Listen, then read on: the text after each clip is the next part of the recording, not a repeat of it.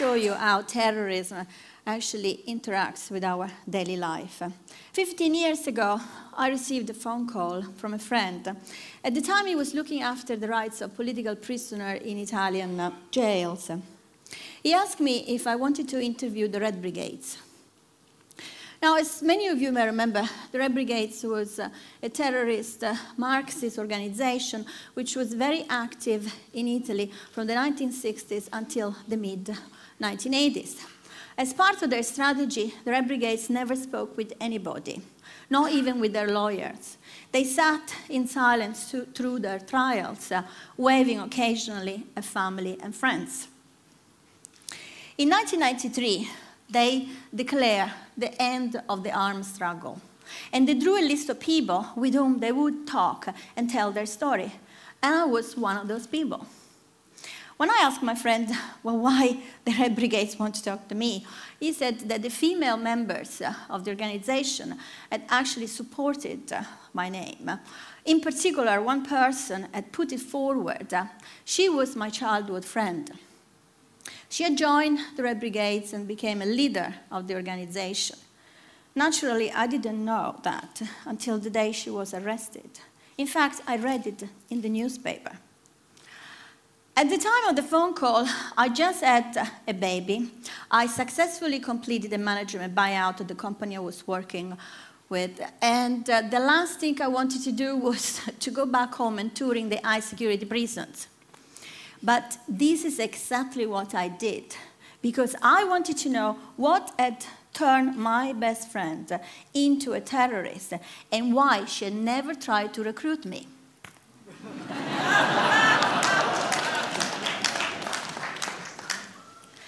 So this is exactly what I did. Now, I found the answer very quickly. I actually had failed the psychological profiling of a terrorist. The Central Committee of the Red Brigades had judged me too single-minded and too opinionated to become a good terrorist. My friend, on the other hand, she was a good terrorist because she was very good at following orders. She also embraced violence because she believed that the only way to unblock what at the time was known as a bloc democracy, Italy, a country run by the same party for 35 years, was the armed struggle. At the same time, while I was interviewing the Red Brigades, I also discovered that their life was not ruled by politics or ideology, but actually was ruled by economics. They were constantly short of cash.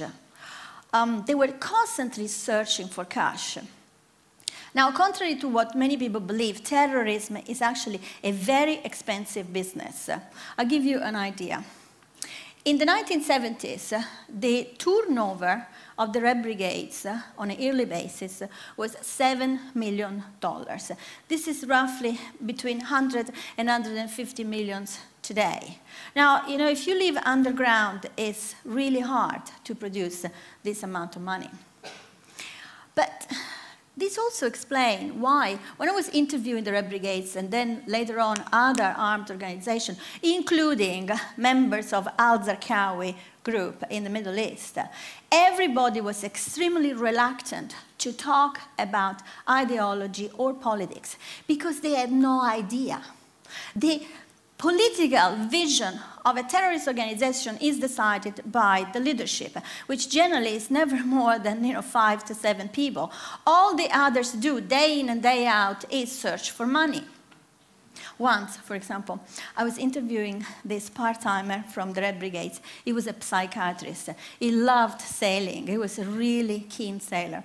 And he had this beautiful boat. And he told me that the best time of his life was when he was a member of the Red Brigades.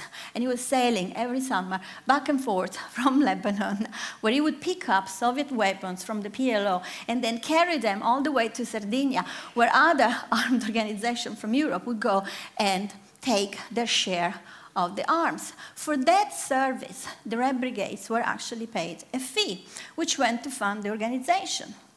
So because I am a trained economist, and I think in economic terms, all of a sudden I thought, maybe there is something here. Maybe there is a link, a commercial link between one organization and another one. But it was only when I interviewed Mario Moretti, the head of the Red Brigades, the man who kidnapped and killed Aldo Moro, Italian former prime minister, that I finally realized that terrorism is actually a business. I was having lunch with him in a high security prison in Italy, and as we were eating, I had the distinct feeling that I was back in the city of London having lunch with a fellow banker or an economist. This guy thought in the same way I did. So I decided that I wanted to investigate the economics of terrorism. Naturally, nobody wanted to fund my research. In fact, I think many people thought that I was a bit crazy. You know, that woman that goes around to foundation asking for money, thinking about the economics of terrorism. So in the end, I took a decision that, in retrospect, did change my life. I sold my company and funded the research myself. And what I discovered is this parallel reality, another international economic system which runs parallel to our own, which has been created by armed organizations since the end of World War II. And what is even more shocking is that this system as follows, step by step, the evolution of our own system, of Western capitalism.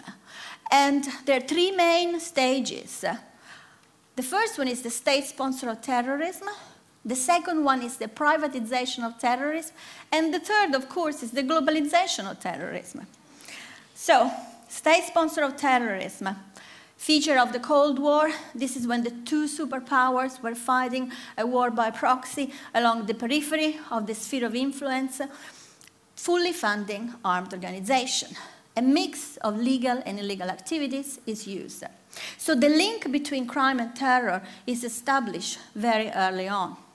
And here's the best example. The Contras in Nicaragua, created by the CIA, legally funded by the US Congress, illegally funded by the Reagan administration via covert operation, for example, the Iran-Contra affair.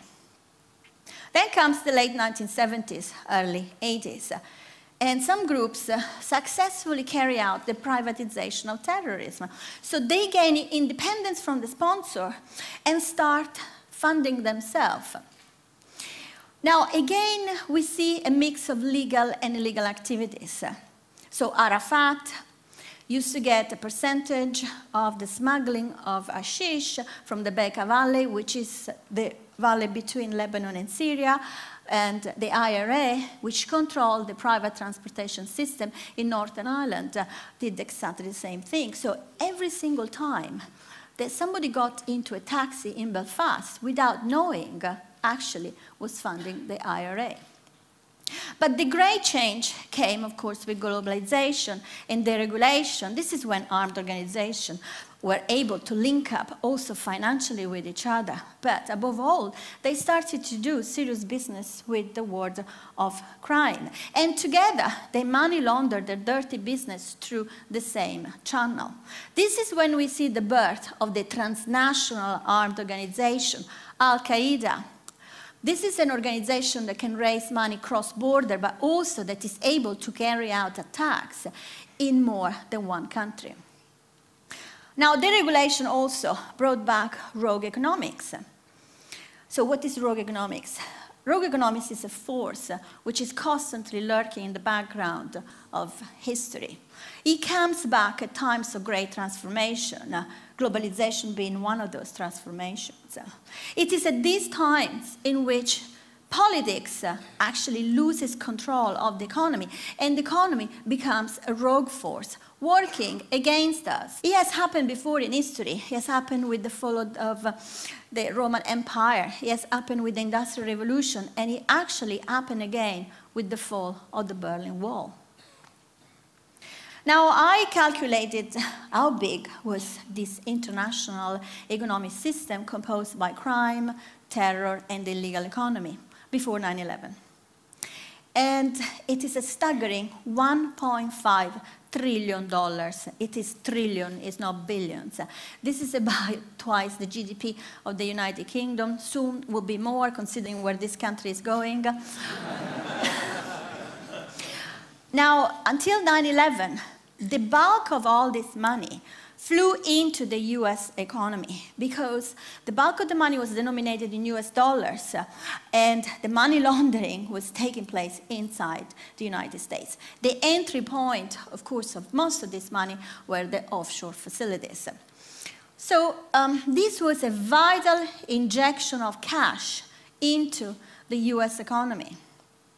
Now, when I went to look at the figures of the US money supply, the US money supply is the amount of dollars that the Federal Reserve prints every year in order to satisfy the increase in the demand for dollars, which of course reflects the growth of the economy. So when I went to look at those figures, I noted that since the late 1960s, a growing number of these dollars was actually leaving the United States, never to come back. These were money taken out in suitcases or in containers, in cash, of course. These were money taken out by criminals and money launderers. These were money taken out to fund the growth of the terror, illegal, and criminal economy.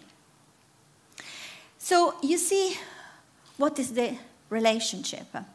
The United States actually is a country that has the reserve currency of the world. What does it mean? That means that he has a privilege that other countries do not have. He can borrow against the total amount of dollars in circulation in the world. This privilege is called seigniorage. No other country can do that.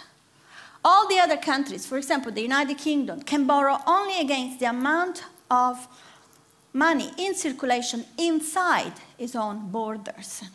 So here is the implication of the relationship between the world of crime, terror, and the legal economy and our economy. The US in the 1990s was borrowing against the growth of the terror, illegal, and criminal economy. This is how close we are with this world. Now, this situation changed, of course, after 9/11, because George Bush launched the war on terror. Part of the war on terror was the introduction of the Patriot Act. Now, many of you know that the Patriot Act is a legislation that greatly reduces the liberties of Americans in order to protect them against terrorism. But there is a section of the Patriot Act which refers specifically to finance, and it is, in fact, an anti-money laundering legislation. What the Patriot Act did was to prohibit US bank and US registered foreign banks from doing any businesses with offshore facility. It closed that door between the money laundering in dollars and the US economy. It also gave the US monetary authorities the right to monitor any dollar transaction taking place anywhere in the world. Now, you can imagine what was the reaction of international finance and banking. All the bankers said to their clients, get out of the dollars and go and invest somewhere else. Now, the euro was a newly born currency, offered great opportunity for business and, of course, for investment. And this is what people did. Nobody wants the US monetary authority to check their relationship, to monitor their relationship with their clientele. The same thing happened, of course, in the world of crime and terror.